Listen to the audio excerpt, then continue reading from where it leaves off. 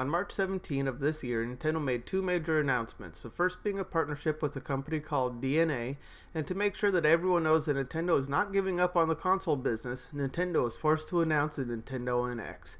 Many people jumped at this thinking that Nintendo is going to be dropping the Wii U in 2016, but as the Wii U was launched in November of 2012, this would make the console only 4 years old and would be too early of a release. I am personally expecting a 2017 release at the earliest, as that would coincide with the average life cycle of Nintendo products, that being 5 to 6 years. There has been all kinds of speculation as to what the Nintendo NX is and what its announcement means. Now, what I will be talking about here will be based purely on speculation, expectation, and just plainly being dumb and hopeful. But if I am right, Nintendo may not only be able to take a new market, but possibly bring that new market into the home of the Big N. Now, before going fully into what I think will be the NX, I feel that I need to talk about another project that we know very little about, and that is Project Fusion, where it was believed to be a 3DS DS port, but I want to look at something else that is part of this. What was stated was that the home console and the handheld divisions would be working together. In the speculation, I surmised that the release of the next Nintendo console will bring an end to their handheld market, at least how we know it is. This is something that isn't exactly news, as the Wii U gamepad has an off-screen mode where you can play several games on the controller itself, and we also have seen this with the PS4 and the PS Vita. Now, why did I bring up the Fusion while talking about the NX? I think these two projects are one and the same. To be more accurate, my thoughts are that they are the same project, just renamed to throw people off. Now I have made a video on my first channel a long while back where I talked about ways to improve the Wii U gamepad. As to not have to go find that video, I'll quickly state everything that I wanted in that video. Better range with off-screen mode, better battery where I was wanting 8 hours minimum, a hard drive, a GPU, and in reality making it so the gamepad doesn't have to be near the console in order to play at least the classic games. I still stand behind wanting these things in the gamepad, but after seeing one single comment, I realized that I was thinking way too small, and that is a very rare thing for me. Usually I go way overboard with my ideas. Now it's time for the meat and potatoes of what I think the NX is. First off, my original thought was that hearing the name Nintendo NX was Nintendo Next.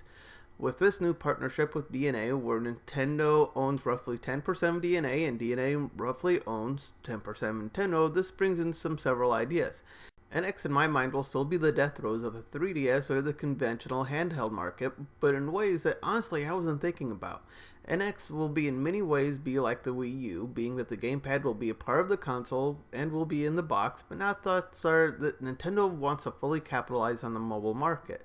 How will they do this? The Nintendo NX gamepad, in my estimation, will be a fully functional tablet with analog sticks and real buttons. Now, there are companies that have tried to add a controller to mobile phones and have died miserably. But this, in my mind, was because the market wasn't there. They were trying to market a gamer thing to non-gamers. Now, before everyone jumps on me for this statement, my definition of a gamer is someone that has made the choice where gaming is their main source of entertainment. In the mobile market, this just doesn't exist, at least yet. Now comes the Nintendo and DeNA. Keep in mind that the single largest market in Japan is the mobile market, and Nintendo has stated that they are surprised that their handheld did so well there because of this. Makes sense, right? Wanting to capitalize on this market? Making the handheld a fully functional tablet makes it even more sense with Nintendo IP characters going to mobile market. What if, just what if, these games are nothing more than demos?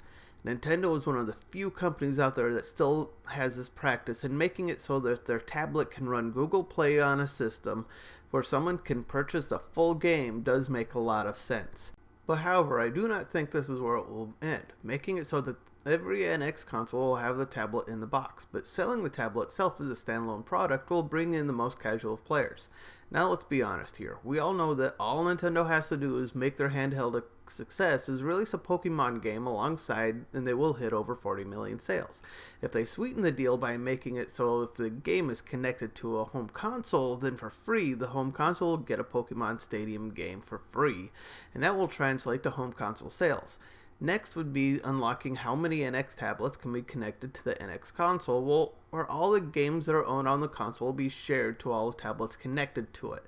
This is where things could get really interesting on what the NX could do. With having a tablet for the NX gamepad that can run Google Play and similar apps and focusing on making the tablet to be able to do multifunction, suddenly Skype would be available, and my guess is that programs like RaidCall Event and TeamSpeak will make versions for tablets. Or if Nintendo really wanted to do this major jump, make it so that each tablet has its own digital phone number, finally killing off what is left of long distance charges. This of which would be international calls. This would be the time to make such a capability, as citywide Wi-Fi is coming, with services such as Optimum.net. Even though it only services Connecticut, New York, and New Jersey, this will be something that may very well be available within this generation of consoles. Nintendo could very well take a major slice from Sprint, Verizon, AT&T, or even Comcast by offering services like this through their tablets and home console, and to drive this home include a Bluetooth headset with every tablet. If Nintendo did this, I would gladly drop my phone service and even pay a monthly bill to Nintendo for their services. If internet wasn't so expensive where my in-laws live, I would even purchase a tablet or several to them for their use. Another feature that I feel will be part of the NX is something that I believe it was Iwata that stated that he loves Steam and wanted to have some functionality like it. Steam powered on the NX, and if it follows suit with how Steam operates, this could be a huge thing. Talk to any PC gamer and they'll talk about Steam sales and that they spend hundreds of dollars every summer and Christmas because the deals are just too good. This would also greatly clean up the eShop, of which I find to be a giant mess, where it's very hard to find exactly what you want unless it is a new release or a bestseller. And on the last note with this service, would Nintendo's version of Greenlight? Maybe? The last part of all this I want to talk about, at least on services available, would to make it so that every company has the ability to do, but guaranteed that all first-party games will take advantage of, and that is being able to run every game on the home console on the tablet as well, but at a lower resolution. To me, this would ensure that there would be a Nintendo NX and possibly several tablets in every family household, and let's be honest here again, that is Nintendo's market. But with all of this wouldn't be complete if I did not talk about power, now would it? The main home console needs to run every game, first party and third, at 1440p to 2K at 60 FPS. Affordably, of course, wherever that range would fall, the tablet would have to run all games at 1080p 60 FPS. This is also very much possible on a single new mobile chip that shows this, and that chip would be the Tegra X1, falling somewhere around half the power of the PS4.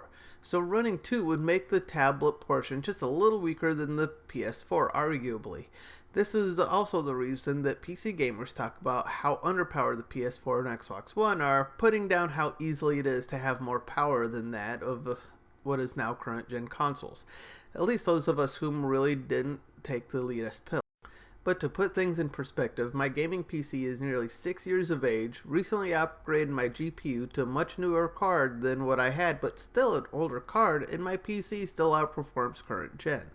Battery life. Nintendo made a huge mistake with the battery that they used for the gamepad. Really, a smartphone should use more power than that of the gamepad, and those can play games for several hours before they need to be plugged in. Hey Nintendo, Tesla Co. released their battery pens. Use those and you should be able to make a 16 plus hour battery for the tablet. Nintendo, I'm pleading you. I know I may be very well off on what the NX will be, and most of it's just hopeful, but I am begging you, take the gloves off. Act like you did back in my first console war generation when you had to go blow for blow with Sega.